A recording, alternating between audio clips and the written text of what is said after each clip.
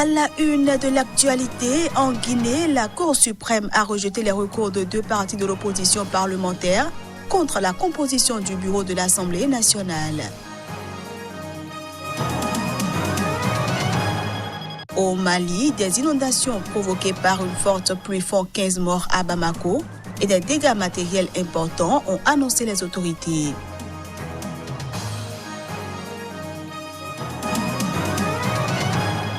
Et puis le Qatar a inauguré en grande pompe ce jeudi soir, à l'occasion de la finale de la Coupe de l'Émir, le premier des stades climatisés construits en vue du Mondial 2022.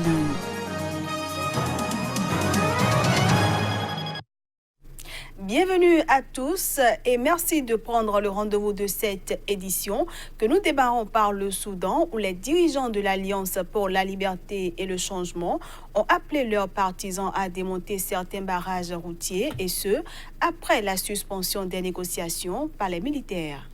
Des centaines de manifestants se sont employés à lever briques et débris des rues de Khartoum, semblant répondre aux demandes des généraux au pouvoir de démanteler les barricades de la capitale soudanaise avant la reprise des négociations sur une transition politique.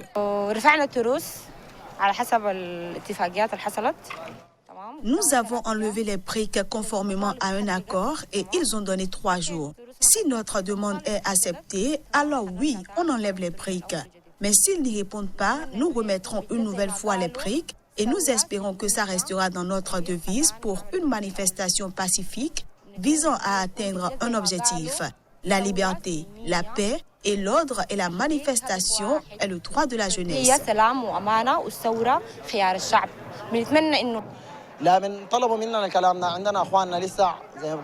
Ils nous ont demandé de faire ça, malgré le fait que nous avons encore eu des blessés hier et les jours précédents.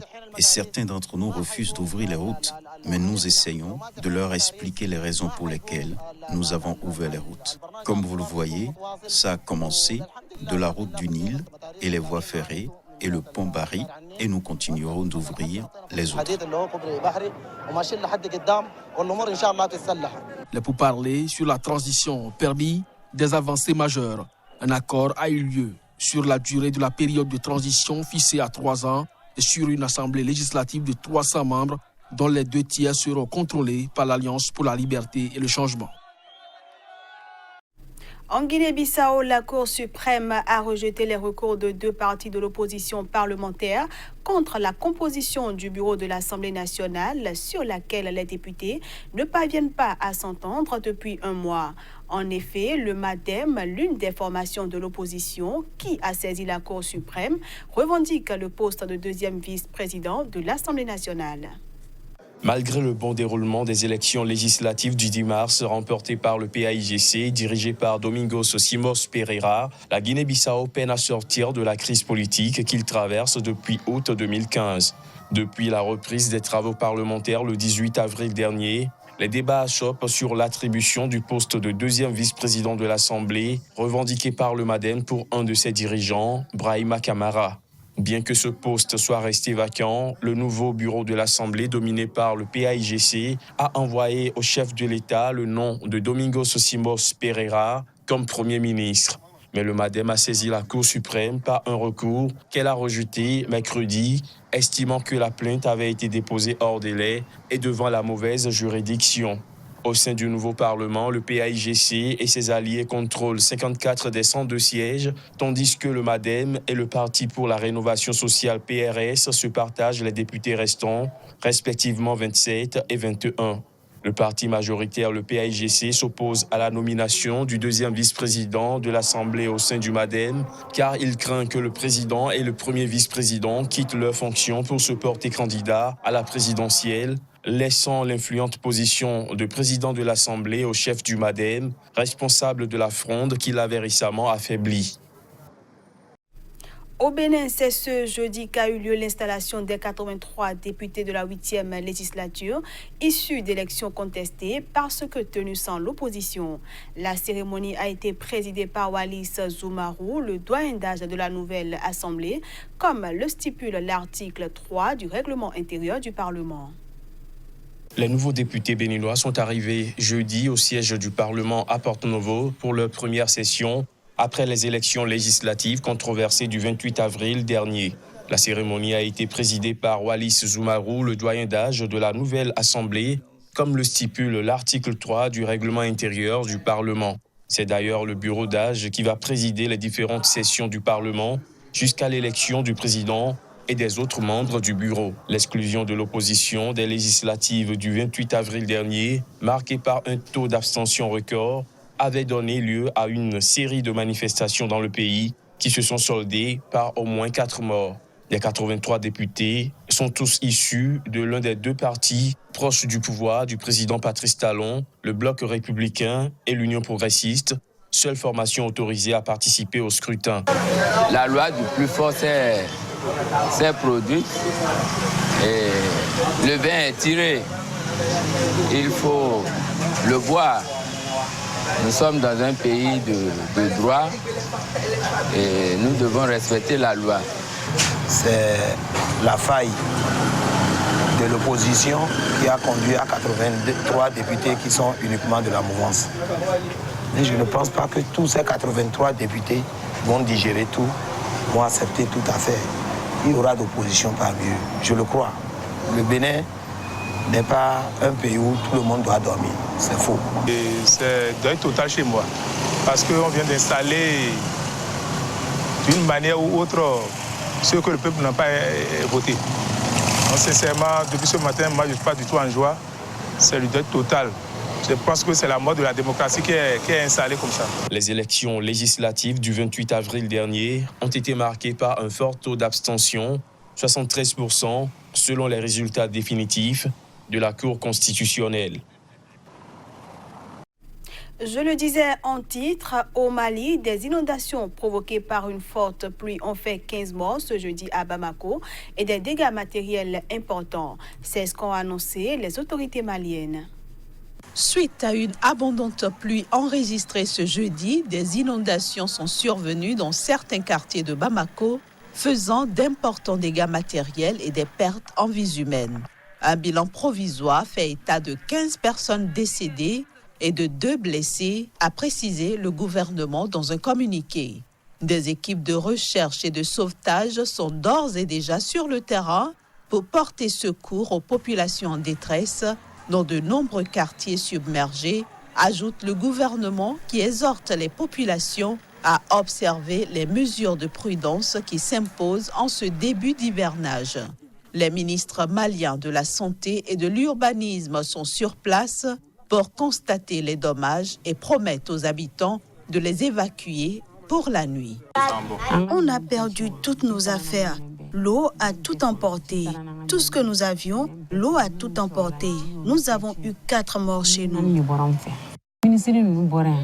Les ministres qui nous ont rendu visite nous ont promis d'envoyer des véhicules pour nous emmener passer la nuit quelque part. Ils nous promettent de faire tout leur possible, alors nous sommes là à les attendre.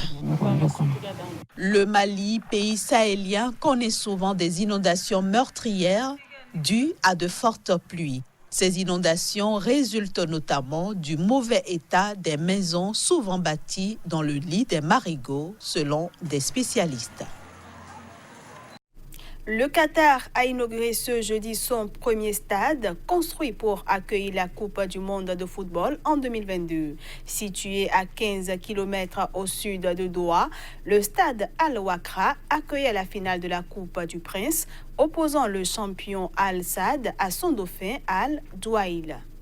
Spécialement érigé pour accueillir la Coupe du monde de football en 2022, le stade Al-Wakra a été inauguré ce jeudi. Conçu par l'architecte irako-britannique Zaha Hadid, ce stade a coûté 575 millions de dollars et peut accueillir jusqu'à 40 000 personnes. Très beau et magnifique. Trop de gens de Qataris viennent ici aujourd'hui. Nous avons eu une grande affluence aujourd'hui avec plus de 37 000, 38 000 spectateurs. C'est un changement de culture que nous avons vu au Qatar. La culture d'acheter des billets, d'y assister tôt, et c'est une des étapes vers 2022.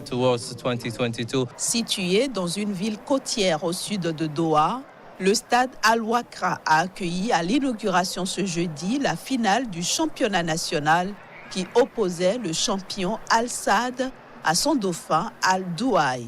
Des embouteillages se sont formés à l'extérieur alors que les contrôles de sécurité étaient nombreux à l'approche du coup d'envoi. Les gradins étaient quasiment pleins. Le toit rétractable qui couvre le terrain, inspiré des voiles de bateaux de pêche, est composé de 1400 pièces expédiées depuis l'Italie. Lors d'une cérémonie qui a précédé le match, le stade a été plongé dans la pénombre tandis qu'une performance était exécutée par des artistes autour d'une perle gonflable géante illuminée au centre de la pelouse. Une vidéo retraçant l'histoire de cette nation du Golfe a été diffusée sur 2 écrans géants. Sur les 8 stades que le Qatar construit ou rénove pour la Coupe du monde de football 2022, seul un, le Khalifa International, était déjà ouvert. Il accueillera cette année les championnats du monde d'athlétisme. On passe à présent à la revue de presse Afrique.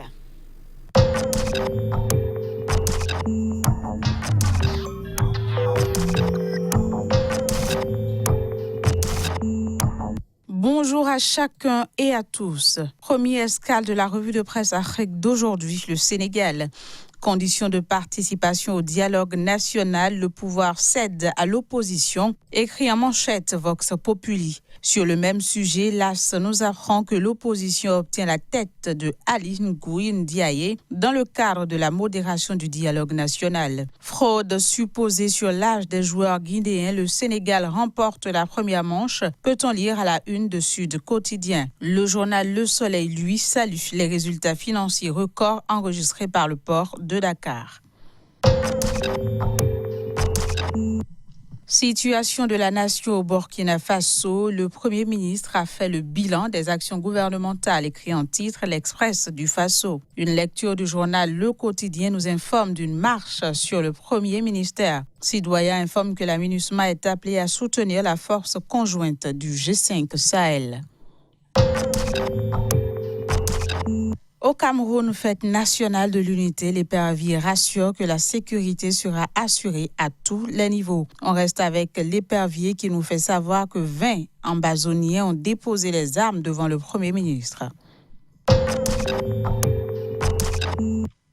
Au Togo, on s'intéresse à l'actualité au Bénin voisin. Ainsi, le Bénin installe son assemblée mouton, écrit en première page Liberté. Révision des listes électorales, un seul kit par centre, lenteur criarde des machines et des OPS. Liberté fait le point des locales à venir en titre.